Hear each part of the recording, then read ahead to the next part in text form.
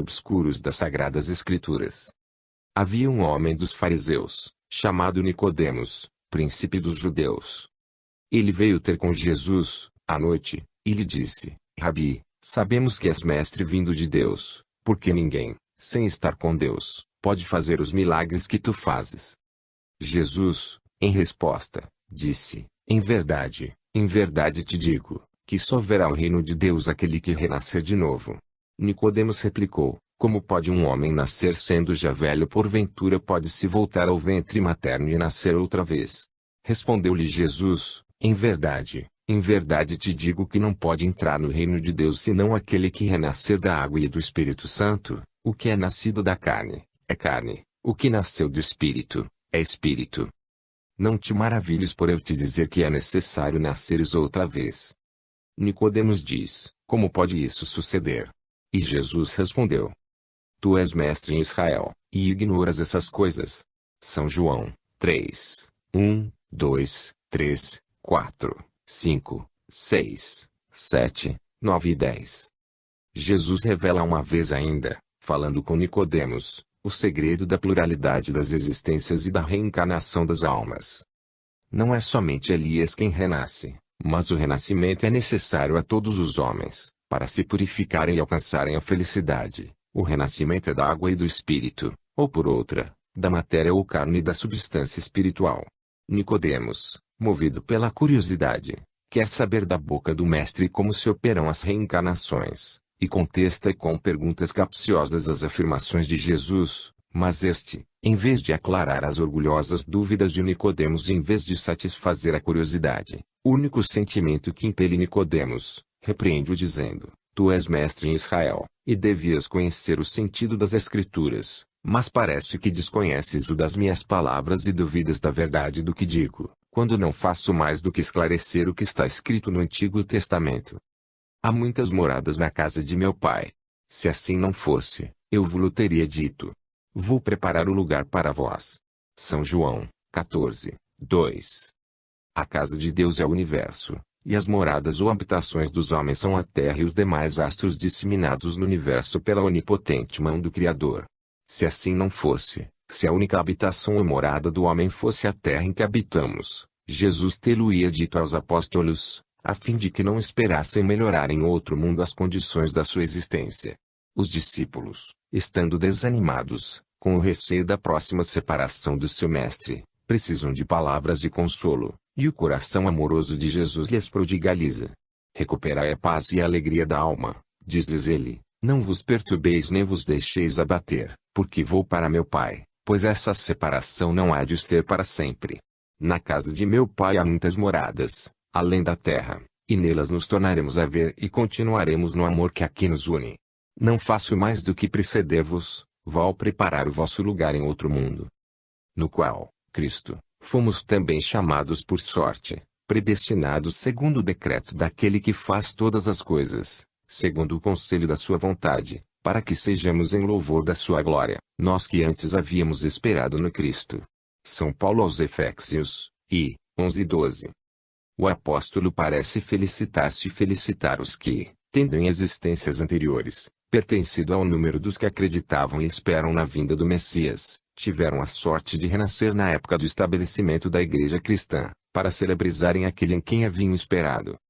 Esperamos, porém, segundo as suas promessas, novos céus e terra nova, nos quais exista a justiça.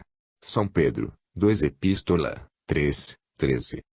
Jesus Cristo havia dito aos apóstolos que ia preparar-lhes o lugar em alguma das muitas moradas da casa de seu Pai, e Pedro, que não esqueceu a consoladora promessa de Jesus, a recorda aos judeus em 2 Epístola, seguramente com o desejo de que, pelas suas virtudes e piedade cristã, eles se façam merecedores da terra prometida. 3. O inferno não é eterno. O diabo, em pessoa, não existe. Parece incrível que possa haver, no último terço do século XIX, quem sustente, em nome do cristianismo, a eternidade das penas do inferno e fale com seriedade da existência em pessoa do diabo, que tanto prestígio alcançou na Idade Média, nos tempos do ferro e das fogueiras, graças à ignorância dos povos e à supremacia envolvente e aterradora da classe sacerdotal. Parece incrível que ainda despeçam sinistros fulgores os fornos infernais, alimentados por um dogma anticristão e ateu, e que subsista o preito de homenagem tributado ao aventureiro fantástico que, armado de cornos e coberto de uma escama impenetrável, à guisa de infernal escudo, soube encadear e avassalar pelo terror, durante tantos séculos, os povos que se haviam acolhido à sombra da bandeira evangélica. Parece incrível, e contudo é verdade, que ainda existam homens que, em nome do Cristo, amaldiçoem a outros homens, que ainda existam homens que, em nome do Cristo, persigam com as suas maldições os mortos e os condenem a bárbaros e eternos sofrimentos, que ainda existam homens que levem e tragam, em nome do Cristo, legiões de demônios e que os apresentem em batalha, cobertos de armas, contra débeis e inermes crianças, que, finalmente, ainda existam homens que, em nome do Cristo, apregoem o poder de Satanás, arrebatando as ovelhas das mãos do pastor, para conduzi-las ao despenhadeiro do inferno. E esses homens falam em público, perante numerosos auditórios, e ninguém se atreve a dizer-lhes irmãos, ou não acreditais no que pregais, ou viveis no maior dos erros religiosos. Deixai o enxofre, o alcatrão, as tenazes, as caldeiras de chumbo derretido, os cornos e as caudas, porque blasfemais de Deus e profanais a doutrina de Jesus. O Evangelho é amor, e vós só falais a linguagem da vingança. Estabeleceis odiosas divisões na terra e nos céus, quando o Evangelho faz todos os homens irmãos iguais no amor de Deus. Ó! Pregai a paz e a caridade, como Cristo vos ensinou, praticai o amor, como Cristo praticou, declarai que não sois sacerdotes da religião cristã.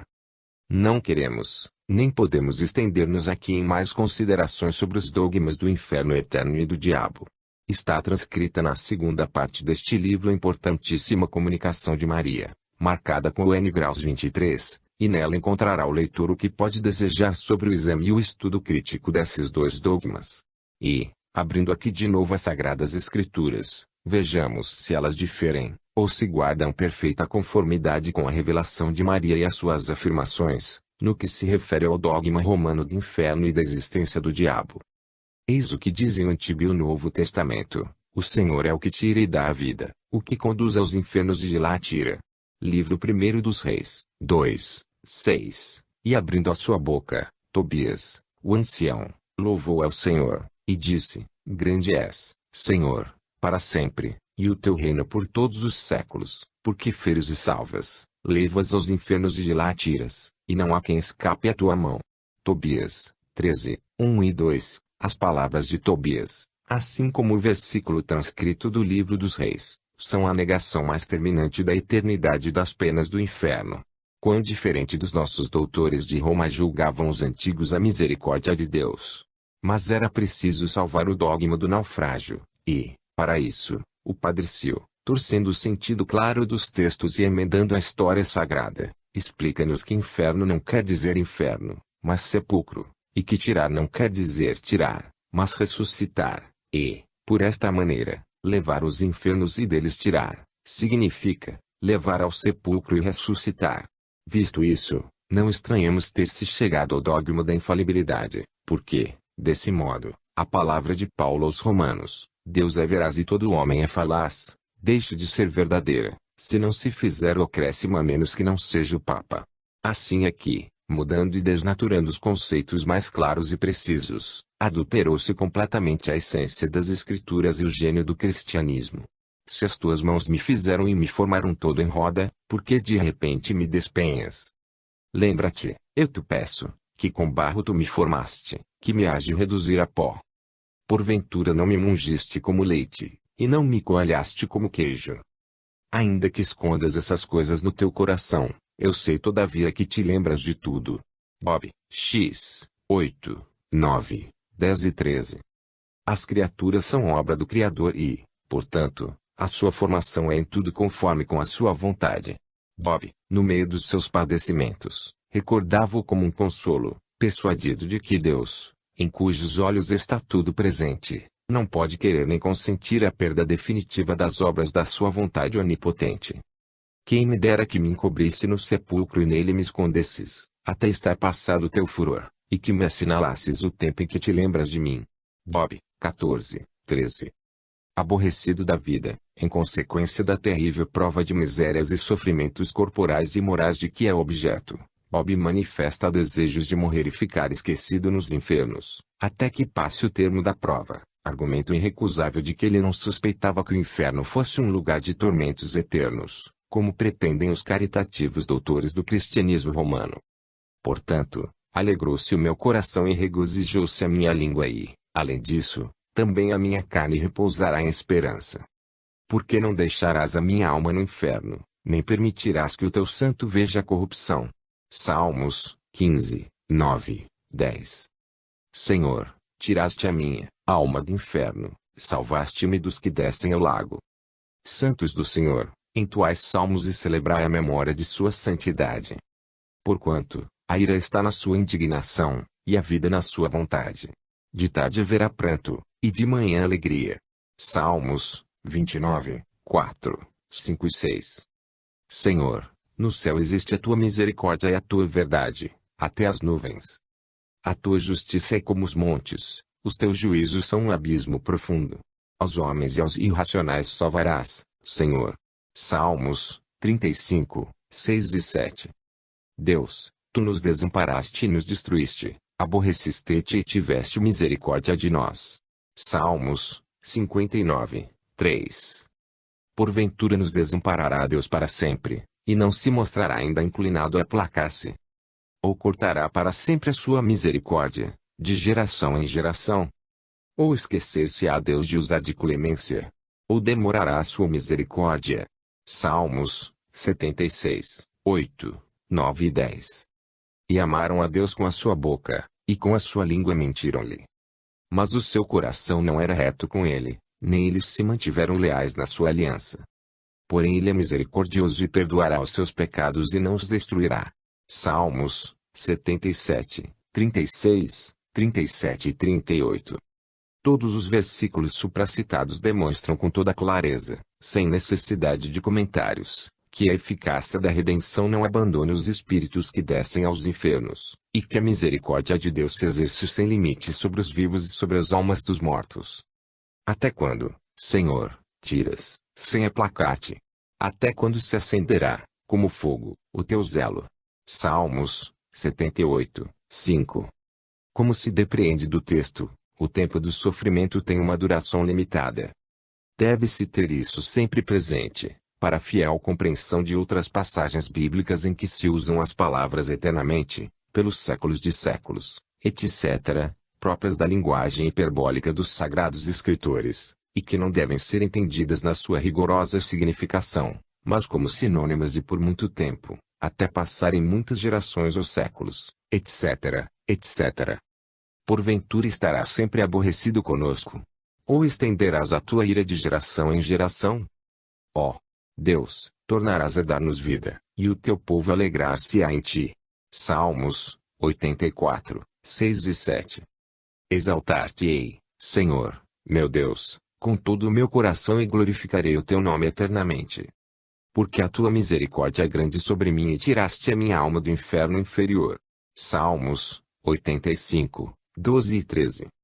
Acaso, Senhor, estarás de nós apartado para sempre e encandecer-se-á como fogo a tua ira? Lembra-te de qual é a minha substância, acaso criaste em vão todos os filhos do homem? Salmos 88, 47 e 48. Em todas estas passagens, o salmista revela a mais completa ignorância a respeito da eternidade das penas do inferno e da irrevogável justiça divina. Sabe-se que Davi não estava na altura dos nossos teólogos moralistas, segundo os quais as esperanças do profeta, fundadas na misericórdia de Deus, não eram mais que ilusões, sem fundamento de verdade. Porque todos os deuses das nações são demônios, mas o Senhor fez os céus. Salmos 95, 5. O que equivale a dizer, todos os deuses das nações são bagatelas, coisas pueris, sem importância nem poder, mas o Senhor, que fez os céus, é que é o Todo-Poderoso. Resulta, disso, que o salmista não atribui aos demônios existência pessoal nem os considera como individualidades reais. Senhor, o teu nome subsistirá eternamente, e a memória da tua glória conservar-se-á em todas as gerações. Porque o Senhor julgará o seu povo e se deixará vencer pelos rogos dos seus servos. Salmos 134, 13 e 14. Louvai o Senhor, porque Ele é bom, porque a sua misericórdia é para sempre. Louvai o Deus dos deuses, porque a sua misericórdia é para sempre. Louvai o Senhor dos senhores, porque a sua misericórdia é para sempre. Salmos 135, 1, 2 e 3. Nestes salmos, Davi repete 26 vezes as palavras que estão acima, o que equivale a negar outras tantas vezes a eternidade dos sofrimentos do inferno. Castiga teu filho, não desesperes, e não intentes matá-lo. Provérbios 19, 18. O Senhor castiga as criaturas que são os seus filhos, repreende-as, e permite que elas sejam castigadas nos seus desvarios e pecados. Não pode, porém, consentir, nem consente na sua morte, isto é, na condenação eterna das suas almas, pois, de outro modo, não os trataria como pai que deseja a felicidade dos filhos do seu amor. Assim devem proceder aos homens, em relação aos filhos que o Senhor lhes concedeu, imitando nisso, tanto quanto possível, a carinhosa solicitude do Pai Celestial, que castiga para corrigir ou salvar, e não para destruir.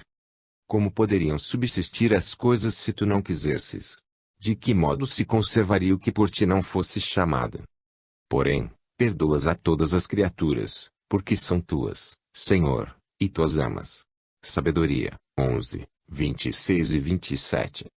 Tu, Senhor, perdoas a todas as criaturas, aquelas, já se sabe, a quem possa aproveitar o perdão, porque desfrutam como os homens da sua liberdade de ação. As almas são obras das tuas mãos, e, por serem tuas, seria fazer-te uma injúria o supor que deixas consentir na sua perda. Quando o ímpio amaldiçoa o diabo, amaldiçoa a si próprio e a sua alma. Eclesiástico 21, 30. Quem leu a comunicação N. Graus 23, assinada com o venerando nome de Maria, se lembrará que, falando do diabo, ela lhe atribui a mesma significação que o eclesiástico. O diabo não é uma individualidade real, mas sim a expressão das paixões que procedem da liberdade humana. Por isso, diz muito apropriadamente o eclesiástico que quando o ímpio amaldiçoa o diabo, amaldiçoa a si próprio e a sua alma, porque amaldiçoa a iniquidade e a injustiça. Há espíritos que foram criados para a vingança, e que, pelo seu furor, procuram atormentar os outros. No tempo da consumação, eles empregarão a sua denodada força, e aplacarão o furor daquele que os criou. Eclesiástico 39, 33 e 34. No entender do Padre Sil, o eclesiástico faz aí alusão aos espíritos malignos, destinados a tentar os vivos e a atormentar os condenados, missão essa bárbara, injusta e abominável, que Deus não pode estabelecer, e que só pode conceber um homem de coração rancoroso em sumo grau e de crudelíssimo coração.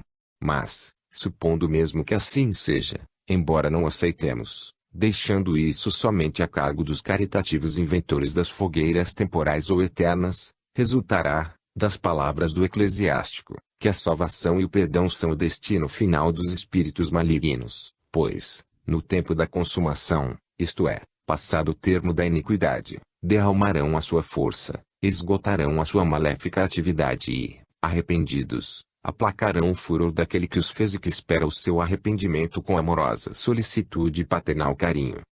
Porque o povo de Sião morará em Jerusalém, tu de nenhum modo chorarás, com muita comiseração, ele se compadecerá de ti, e, logo que ouça a voz do teu clamor, te responderá.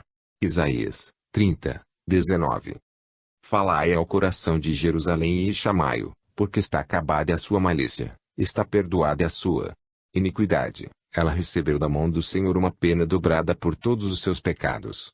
Isaías 40, 2.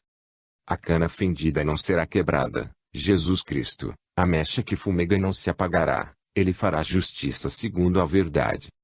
Estabeleceu, Deus referindo-se a Jesus Cristo, para que abrisse os olhos aos cegos, tirasse do cárcere o preso, e das prisões os que estão nas trevas.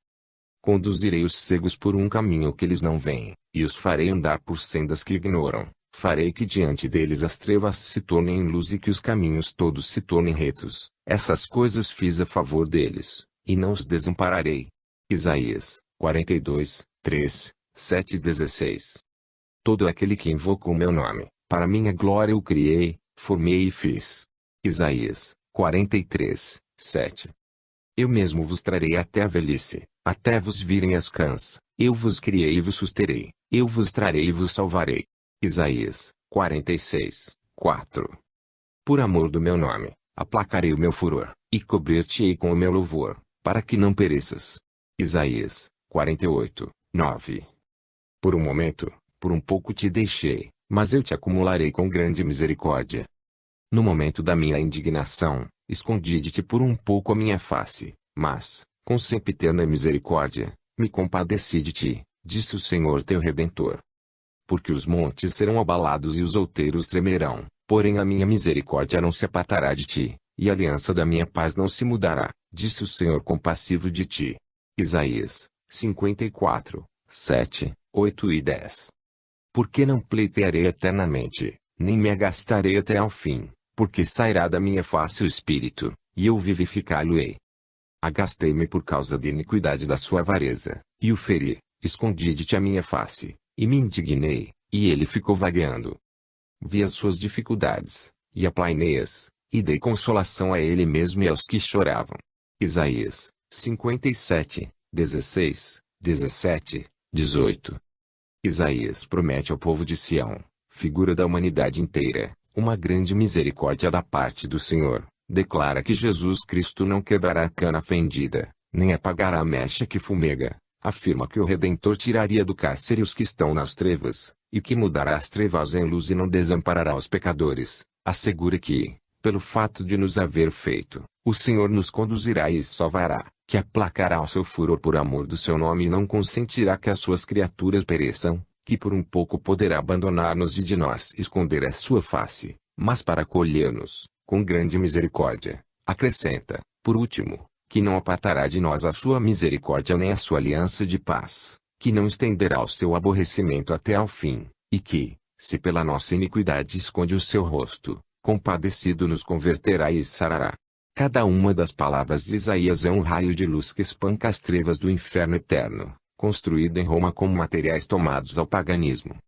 Vai e profere estas palavras contra o Aquilão, diz o Senhor, pérfido Israel, não apartarei a minha face de vós, porque sou santo, e a minha indignação não durará eternamente. Jeremias 3, 12. O Senhor, infinitamente misericordioso, não se contenta em esperar a volta, a sua lei, da rebelde Israel, figura da humanidade extraviada, mas chama em altas vozes e lhe promete o seu perdão, e que a sua indignação não durará eternamente.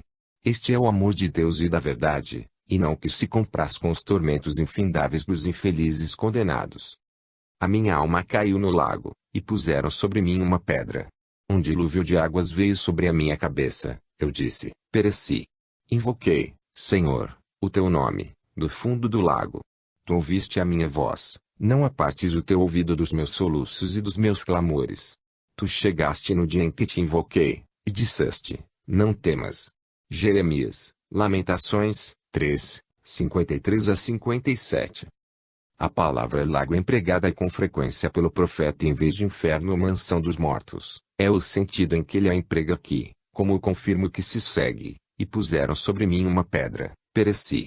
A lamentação de Jeremias é a do pecador, que torna-se e se arrepende no fundo do lago, ou seja no íntimo do seu remorso e da sua expiação. Até aí o acompanha a misericórdia infinita, e o Senhor ouve a voz do pecador no dia em que este o invoca arrependido. Senhor Todo-Poderoso, Deus de Israel, ouve presentemente a oração dos mortos de Israel e dos filhos e daqueles que pecaram diante de ti e não ouviram a voz do Senhor seu Deus, pois os seus males nos apegaram. Baruque 3, 4. Baruque, suplica ao Senhor que ouça as preces dos que morreram no pecado, com o que dá a entender que acredita na eficácia das orações dos mortos e na sua reabilitação pelo arrependimento. Vendidos fostes às nações, porque irritastes aquele que vos fez, ao Deus eterno, sacrificando aos demônios e não a Deus. Baruque 4, 6 e 7. Ofendestes a Deus, sacrificando aos demônios, isto é, às vossas paixões ou aos ídolos, que são a personificação da vossa concupiscência. Renovarei a minha aliança contigo, e saberás que sou o Senhor, para que te recordes e te confundas, e para que não possas mais abrir a boca com essa confusão, quando me houver aplacado contigo sobre todas as coisas que fizeste, diz o Senhor Deus. Ezequiel 16, 62 e 63. Será tanta a bondade e tal a misericórdia de Deus para com o pecador, que este, ao ver-se de novo na graça e na aliança do Senhor, apesar das suas gravíssimas infrações à lei da virtude, se envergonhará e se confundirá de ter pecado. E o número dos filhos de Israel será como as areias do mar, que ninguém pode medir, nem contar. E em vez de se lhes dizer, vós não sois mais o meu povo, se lhes dirá, vós sois os filhos de Deus vivo. Oséias, 10. E direi ao que não passava por ser meu povo, sois o meu povo, e o povo me dirá, tu és o meu Deus. Oséias, 2, 24. Não porei em prática o furor da minha ira, não voltarei para destruir completamente Efraim, porque sou Deus e não um homem. Oséias, 11, 9. Livrai-los-ei do poder da morte, remi-los-ei da morte, ó morte, serei a tua morte, ó inferno, serei o teu destruidor. Oséias, 13, 14. Sangrarei as suas chagas, ama-los-ei por pura graça, porque o meu furor afastou-se deles. Oséias, 14, 5. Indubitavelmente, Oséias é dos profetas o que mais categoricamente destrói o dogma dos castigos eternos, pois, além de fazer ressaltar a infinita misericórdia do Altíssimo, nos revela que, mesmo quando o Senhor fizesse, pela voz dos seus profetas enviados, terríveis ameaças aos pecadores, para corrigi-los, não poria em prática o seu furor, porque é Deus e não um homem, nem é vingativo e malévolo como os homens, e que, aos homens a quem uma vez ameaçou dizendo, não sois meu povo, compadecido dirá, sois os filhos do Deus vivo. Ouvi esta palavra com que levanto até vós o meu pranto, a casa de Israel caiu e não mais se restabelecerá. Porquanto, isto diz o Senhor à casa de Israel, buscai-me e vivereis. Amós, 5, 1 e 4. No primeiro destes dois versículos, o profeta fala por sua conta e afirma que Israel caiu para não mais se erguer. No segundo, fala o Senhor e promete a vida a Israel, se esta o buscar. Isto confirma, como já indicamos acima, que não devem ser tomadas no seu sentido religioso as frases nunca mais, eternamente, para sempre e outras semelhantes, quando o bom senso nos diz que elas são sinônimas de outras menos absolutas, como sucede nas ameaças dirigidas às débeis criaturas. Disse, pois, o Senhor, tu te enfadaste por amor de uma ira, que não custou trabalho algum e nem a fizeste crescer, que nasceu numa noite, e numa noite feneceu. E, portanto, não perdoarei a grande cidade de Nínive, onde há mais de 120.000 homens, que não sabem discernir entre sua mão direita e a sua mão esquerda, e um grande número de animais. Jonas, 4, 10 e 11. Quanto é consoladora essa passagem da profecia de Jonas! Vós que ameaçais com penas eternas os vossos semelhantes, lede o que o Senhor diz a Jonas, e cerrareis a boca para não blasfemar do Senhor. Ó com acento grave Deus, quem é semelhante a ti, que apagas a iniquidade e que te esqueças dos pecados das relíquias da tua herança, Deus não derramará mais o seu furor contra os seus, porque lhe apraz fazer misericórdia. Voltará e terá compaixão de nós, sepultará as nossas iniquidades e lançará todos os nossos pecados no fundo do mar. Miqueias, 7, 18 e 19. Sempre a misericórdia de Deus exercendo-se conforme as pegadas dos pecados humanos.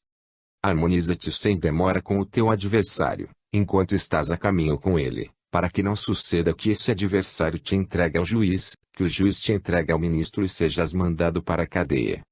Em verdade te digo que não sairás de lá até pagares o último ceitil. S. Mateus, 5, v. 25 e 26. Quando fores com teu adversário ao príncipe, faze o possível para te livrares no caminho, para que não suceda que ele te leve ao juiz, que o juiz te entregue ao meirinho, e que este te encerre na cadeia. Digo-te que não sairás dali, enquanto não pagares até o último ceitil. S. Lucas, 12, 58 e 59. Esse adversário, a quem Jesus se refere nas passagens citadas por S. Mateus e S. Lucas, diz o Padre Sil, é o nosso próximo, a quem ofendemos, ou por quem fomos ofendidos, com o qual o Filho de Deus manda acomodar-nos prontamente, enquanto com ele estamos em caminho, isto é, enquanto estivermos nesta vida. Aquele que não se acomoda com seu adversário durante a vida, será depois levado pelo juízo ao cárcere, a um lugar de sofrimento, ao inferno, não por toda a eternidade, mas até que pague o último ceitil, até que tenha dado satisfação da sua ofensa ou rancor, e até que se tenha purificado da sua falta. Como pode alguém entrar na casa do valente e saquear os seus móveis, se antes não prender o valente, a fim de lhe saquear a casa? S. Mateus 12, 29. Ninguém pode entrar na casa do valente e furtar as suas alfaias, se primeiro não atar, para depois o saquear. S. Marcos 3, 27. O valente sobre os valentes é onipotente, de quem emana todo o poder e toda a força, e as suas alfaias são as criaturas, obra do seu amor e da sua sabedoria. Vivamos, pois, seguros de que, embora mesmo o diabo tivesse uma existência pessoal, o Deus Todo-Poderoso não se deixaria atar e roubar por ele. Como, porém, é possível que o diabo seja uma realidade, quando todos os espíritos são alfaias da casa do Senhor?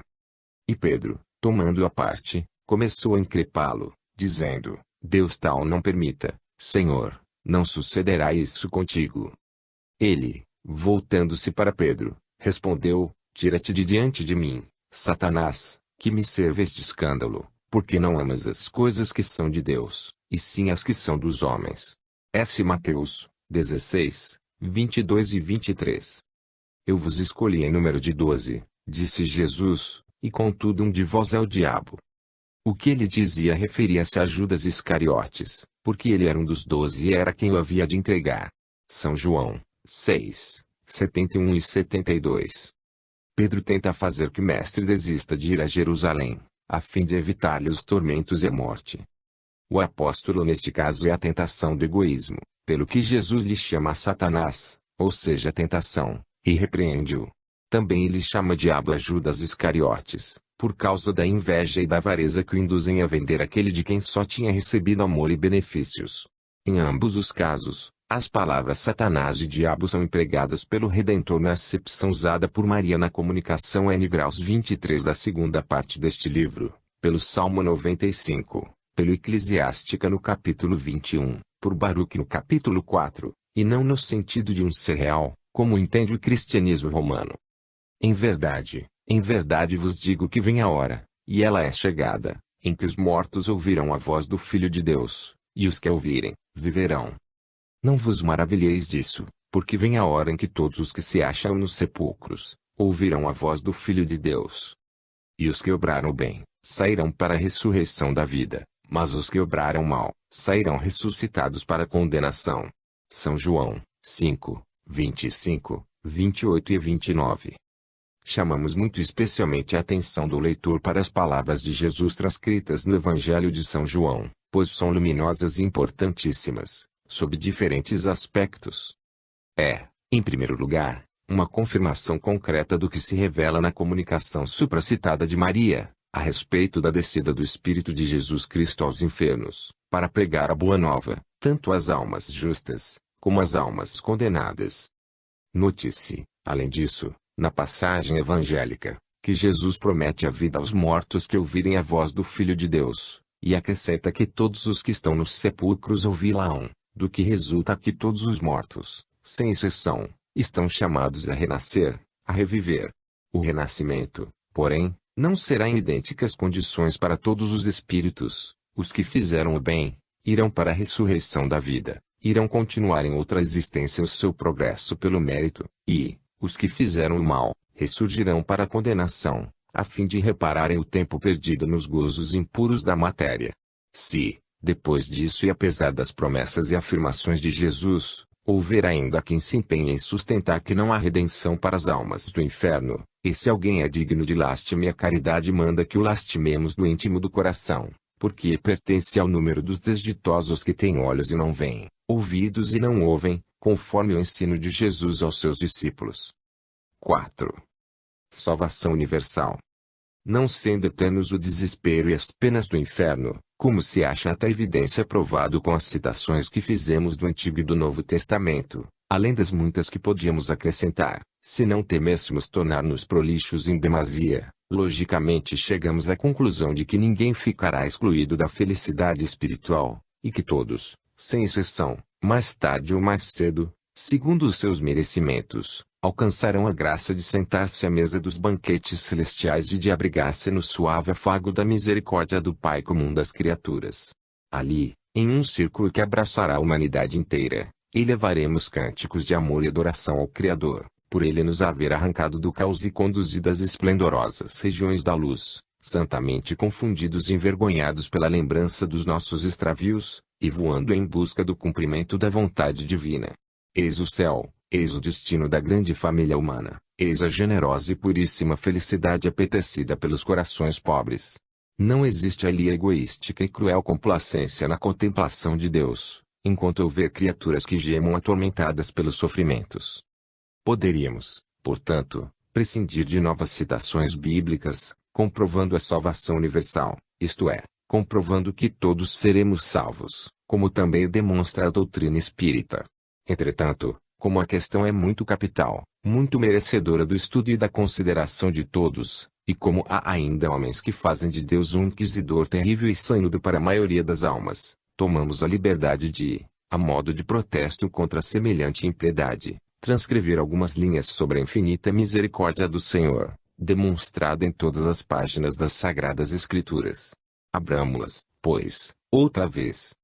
Acaso não virão a ser conhecidos todos os que praticam a iniquidade, todos os que devoram o meu povo como um pedaço de pão? Salmos 13, 4. Lembrar-se-ão e converter-se-ão ao Senhor todos os que estão sobre a terra, e o adorarão na sua presença. Porquanto, do Senhor é o reino e Ele mesmo reinará sobre as gentes. Comerão e adorarão todos os poderosos da terra. Diante dele se prostrarão todos os que descem a terra. Salmos 21, 28, 29 e 30. Porque tu, Senhor, és suave e brando, e de muita misericórdia para todos os que te invocam. Todos os povos, quantos fizestes, virão, e, prostrados, te adorarão, Senhor, e glorificarão o teu nome. Salmos 85, 5 e 9. Virão, pois, ao conhecimento, tornarão-se para empreender o caminho da virtude todos os que praticam a iniquidade, recordar-se-ão de que Deus é a vida e a bem-aventurança, e todos se converterão e o adorarão. O Senhor mesmo reinará sobre os povos e diante dele se prostrarão todos os que descem a terra. Por último, todos os povos, quantos o Senhor fez, virão a sua lei, o adorarão e glorificarão o seu santo nome. Eis o que o salmista atesta do mais terminante modo. Todas as obras de Deus são boas, e toda obra a seu tempo fará o seu serviço. Não se pode dizer, isto é pior que aquilo, porque todas as coisas a seu tempo serão achadas boas. Eclesiástico 39, 39 e 40.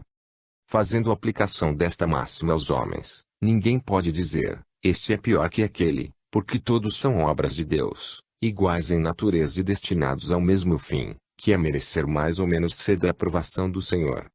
Daí em diante o teu sol não mais se porá, e a tua lua não minguará, porque o Senhor será a tua luz perdurável, e serão terminados os dias do teu pranto. E o teu povo, composto todo de homens justos, herdará para sempre a terra, como vergonhas que eu plantei e como obras que a minha mão fez para a minha glória. Isaías 60, 20 e 21.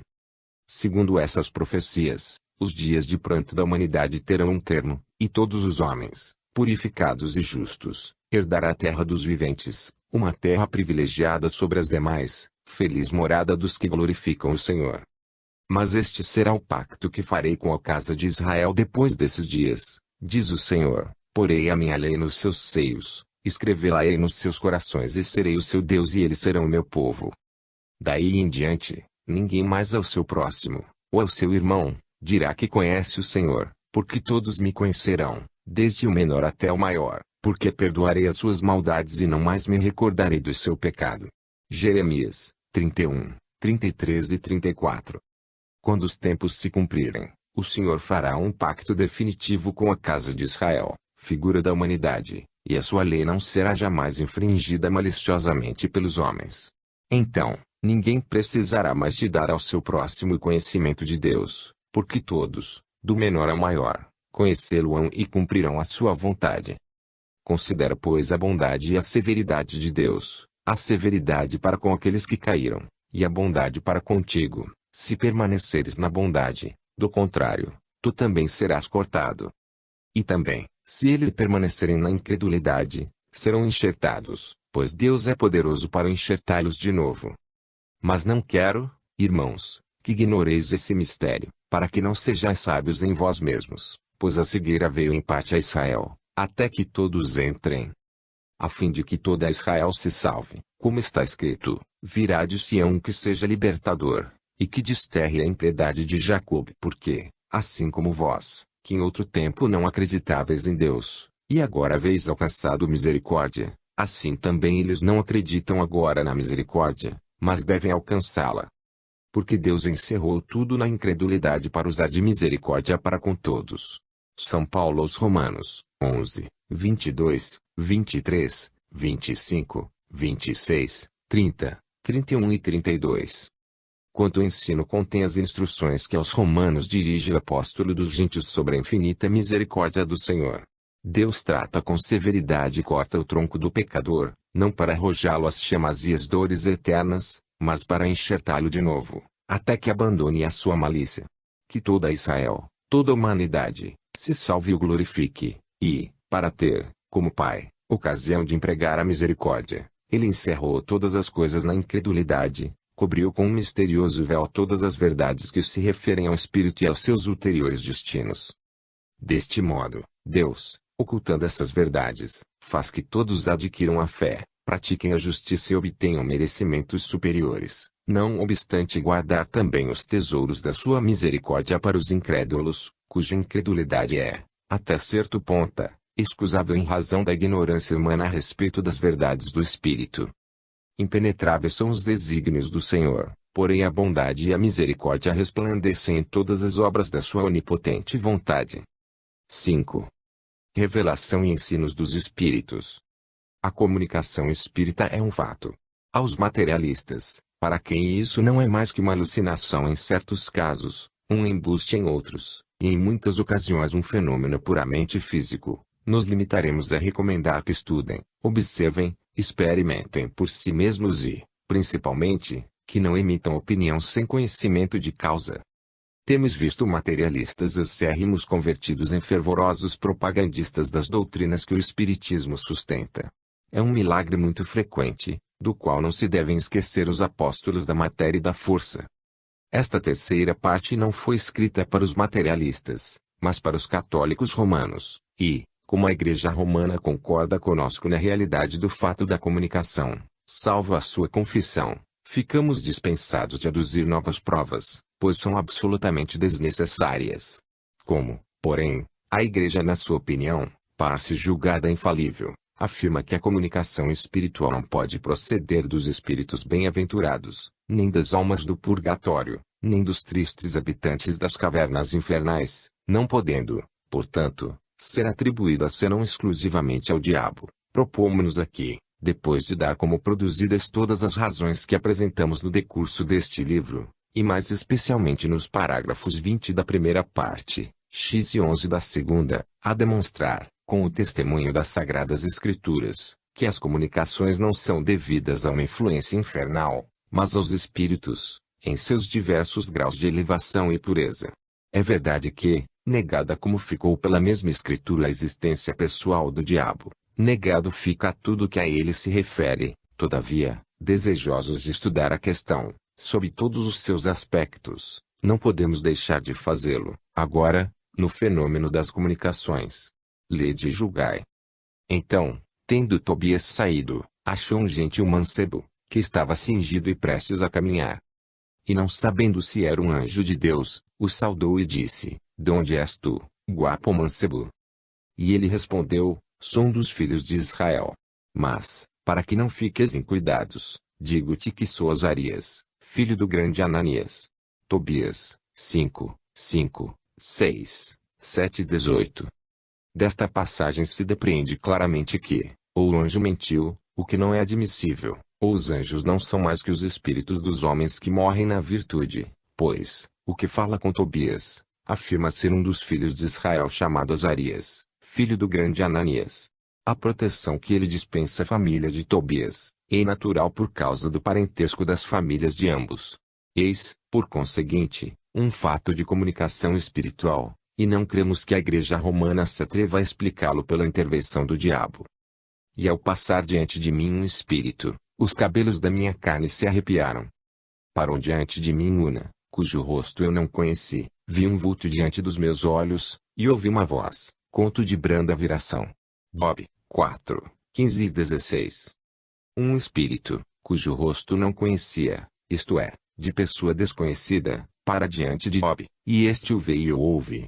Não podia ser um espírito maligno, porque a sua voz não era troadora como a de um furacão, mas sim como a da meiga brisa.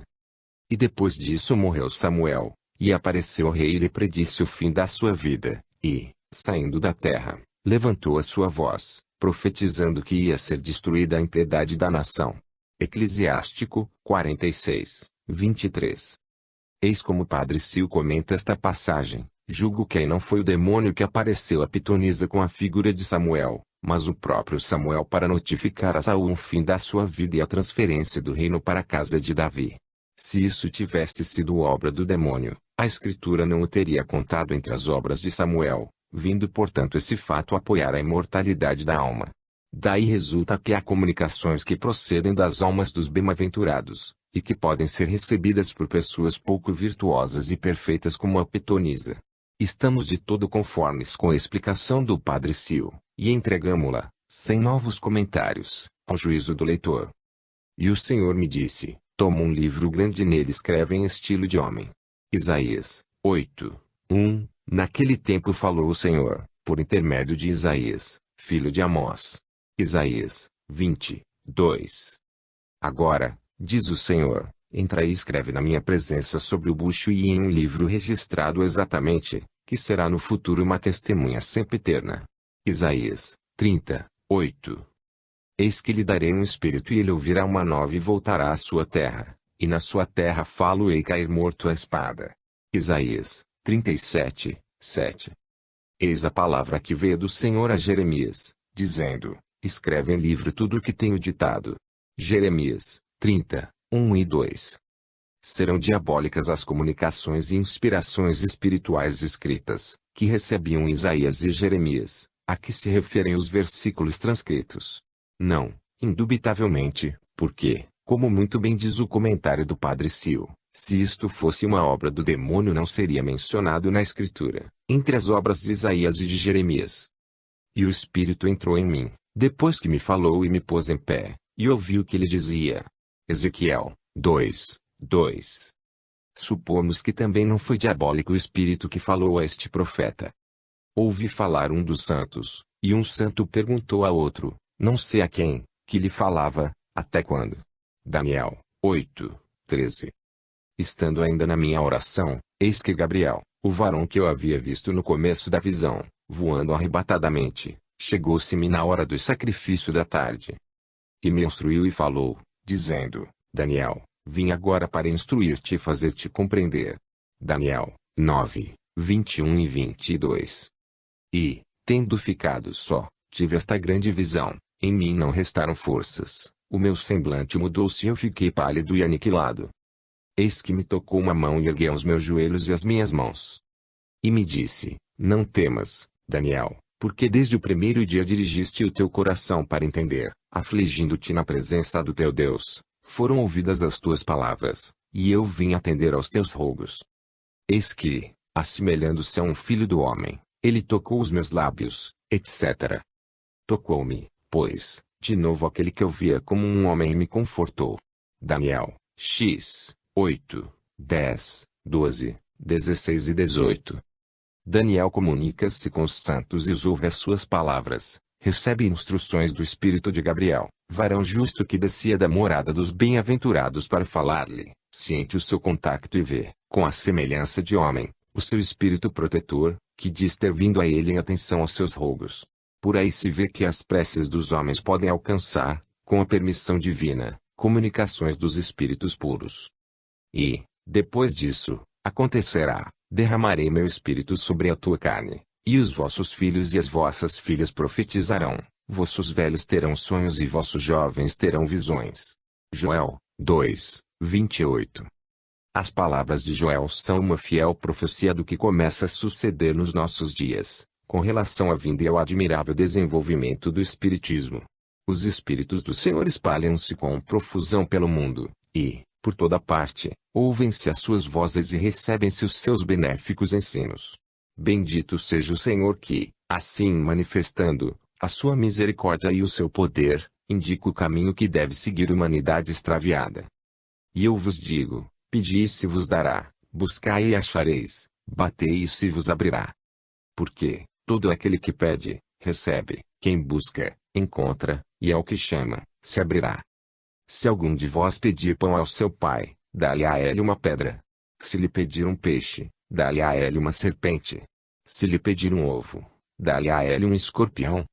Pois, se vós, sendo maus, sabeis dar boas coisas aos vossos filhos, com quanto maior razão o vosso Pai Celestial dará bom espírito aos que lhe pedirem. São Lucas 11,9,10,11,12 e 13.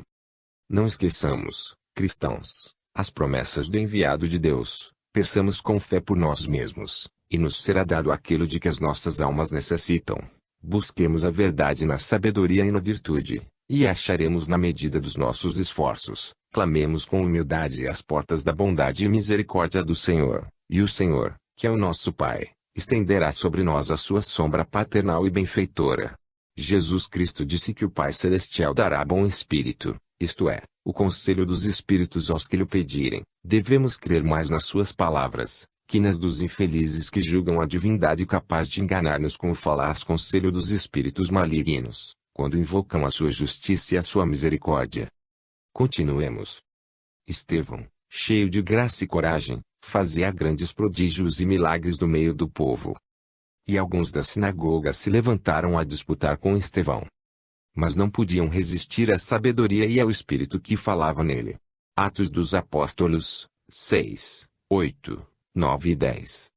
E Pedro, pensado na visão, o Espírito lhe disse: aí estão 3 homens, que te buscam. E estes disseram: o centurião Cornélio, homem justo e temente a Deus, e que tem por si o testemunho de toda a nação dos judeus, recebeu ordem do santo anjo para que te fizesse chamar à sua casa, a fim de escutar as tuas palavras. Atos dos Apóstolos, X, 19 e 22. E, levantando-se um deles, por nome Agabo, dava a entender pelo Espírito que ia haver uma grande fome em todo o mundo, e ela veio no tempo de Cláudio. Atos dos Apóstolos, 11, 28. E quando chegaram a Mise, queriam ir a Betínia, e o Espírito de Jesus não os deixou. Atos dos Apóstolos, 16, 7. Estevão fala, e os da sinagoga ficam confundidos ante a sua sabedoria. Ele fala inspirado por um Espírito do Senhor. Um Espírito dirige a palavra a Pedro, e Cornélio recebe ordens de um santo anjo. Agabo profetiza pelo Espírito, pronunciando as palavras proféticas, que um Espírito lhe inspira, e o próprio Espírito de Jesus não deixa que vão a Betínia, como queriam, os apóstolos Paulo e Barnabé. Todos estes casos são de comunicação espiritual, sem intervenção diabólica, e patenteiam a possibilidade e a realidade do fato, tão combatido hoje, como diabólico, pela Igreja que julga possuir as chaves das Sagradas Escrituras. Portanto, se há alguma consolação em Cristo, se há algum refrigério de caridade, se há alguma comunicação de espírito, se há algum sentimento de compaixão, fazei completo o meu gozo, de sorte que sintais uma mesma coisa, tendo uma mesma caridade, um mesmo pensamento. São Paulo, aos Filipenses, 2, 1 e 2. Não apagueis o espírito. Não desprezeis as profecias. Examinai tudo e aceitai o que for bom. São Paulo, e Episte, aos Tessal, 5, 19, 20 e 21. Rogamo-vos, irmãos, não vos movais facilmente da vossa inteligência, não vos perturbeis, nem pelo Espírito, nem pela palavra, nem por carta vinda como enviada por nós. São Paulo, 2 Episte, aos Tessal, 2, 1 e 2. São Paulo, em sua epístola, fala claramente das comunicações dos espíritos, porém, não só dos espíritos malignos, aconselha também aos de Tessalônica, na primeira epístola, que não apaguem o espírito, que por suas faltas não se façam indignos das comunicações espirituais, nem desprezem os avisos proféticos que possam receber, que examinem tudo e somente aceitem o que for bom. Na sua segunda epístola aos mesmos de Tessalônica, aconselha que não variem facilmente dos seus propósitos e das suas crenças, nem por palavra, nem por comunicação espiritual, pois, assim como as comunicações podem proceder dos espíritos da verdade, elas também podem vir dos espíritos do erro. Caríssimos, não acrediteis em todo espírito, mas examinai se os espíritos são de Deus. São João, e Epístola 4:1. Voei em espírito, um dia de domingo, e ouvi atrás de mim uma voz, como de trombeta, que dizia: O que vês? Escreve em um livro. Apocalipse de São João, I. 10 e 11. As diferenças em perfeição e em virtudes, que observamos entre os homens, existem igualmente no mundo espiritual, pois os espíritos não são mais que os mesmos homens despidos do seu invólucro terreno. O Senhor, que permite a comunicação dos espíritos elevados para fortalecer-nos e instruir-nos, consente também, às vezes, as comunicações dos espíritos imperfeitos, mais ou menos apegados aos instintos sensuais e inclinados à mentira ou ao erro, para sujeitar-nos a provas. Por esse motivo, o Evangelho recomenda que não depositemos confiança cega nas palavras e nos conselhos dos espíritos, sem estarmos certos de que são realmente espíritos bons enviados de Deus para ilustrar-nos ou melhorar-nos. Pelo fruto se conhece a árvore, disse Jesus Cristo, e conheceremos os espíritos pela bondade ou malícia das suas inspirações. Para que continuar a fazer citações bíblicas em confirmação da tese que sustentamos, a fim de provar que a revelação ou comunicação espiritual pode proceder, e procede em muitos casos, de uma origem benéfica superior. Não negamos que, sem o fervor necessário, sem a boa vontade conveniente, sem um fim puramente moral e humanitário do ato da vocação, isto é, sem a oração que elevamos para alcançar luzes celestiais, faltar-nos-ão as condições que a fazem aceitável aos olhos do Ser Supremo. Não negamos que podemos ser mistificados e enganados por espíritos perigosos, mas daí a sermos vítimas de um ser maléfico, autorizado por Deus a seduzir-nos e arrastar-nos à eterna perdição, vai uma distância enorme, uma distância infinita. Não insistiremos, pois, em invocar novos testemunhos sagrados para corroborar as nossas afirmações, pois acreditamos que, com os que estão transcritos, terá o leitor cristão motivos suficientes, e mesmo de sobra, para compreender a leviandade com que o catolicismo romano condena a prática das evocações, quando elas são acompanhadas do fervor, da boa vontade e do recolhimento necessários. Uma ressalva temos entretanto que fazer, ressalva que rogamos ao leitor considere feita em todos os capítulos em que temos copiado e comentado passagens das Sagradas Escrituras. Não somos infalíveis, e mesmo estamos muito longe de nos julgarmos tais em qualquer ramo de conhecimentos. Tratando-se especialmente de assunto tão árduo e difícil como é a compreensão da palavra revelada, é natural, portanto, que tenhamos cometido erros nos comentários que fizemos dos versículos tirados do Antigo e do Novo Testamento. Em todo caso, asseveramos ter procedido com a melhor intenção, movidos somente por amor à verdade e desejosos de desvendá-la aos olhos do público. Comparem, pois, os nossos comentários com as notas do Padre Cio, examine-se tudo, mas sem prevenção, segundo o conselho de São Paulo, a fim de aceitar-se o que pareça melhor. A ninguém pedimos a fé cega, mas sim a fé aclarada, a fé racional, a fé do que tem abertos os olhos da razão, pois essa é a fé que desejamos e entendemos possuir. Uma observação ainda, e concluiremos. Os apologistas do catolicismo romano costumam lançar ao rosto dos seus adversários alguns dos seus dogmas com o testemunho das Escrituras, procedimento esse que é realmente o que eles empregam para estabelecê-los e defendê-los. Consiste isso em destacar um do outro versículo que lhes convenha, e, torcendo a sua significação, forçando o sentido, criam assim um inferno eterno, inventam o diabo, ou estabelecem a infalibilidade, sem se importarem que tal infalibilidade, tal diabo e tal inferno desapareçam como sombras à luz de outros 100 versículos e passagens que evitam citar. Por isso, damos às nossas citações toda a extensão permitida pelos limites e pela índole deste livro, pesarosos de não poder nos trasladar integralmente às Escrituras, cuja constante leitura recomendamos aos cristãos, certos de que verão confirmada em cada uma das suas linhas a verdade do cristianismo espírita. Conclusão. Há pouco mais de um ano, corriam tristes os dias para nós e a alma não vislumbrava no horizonte um só raio de luz, uma só esperança de consolo. Os nossos olhos viam o sol, mas o sol não alegrava o nosso coração. Percebíamos o fulgor das estrelas, porém elas nos pareciam lâmpadas acesas por uma grande mão oculta a fim de alumiar imenso sudário.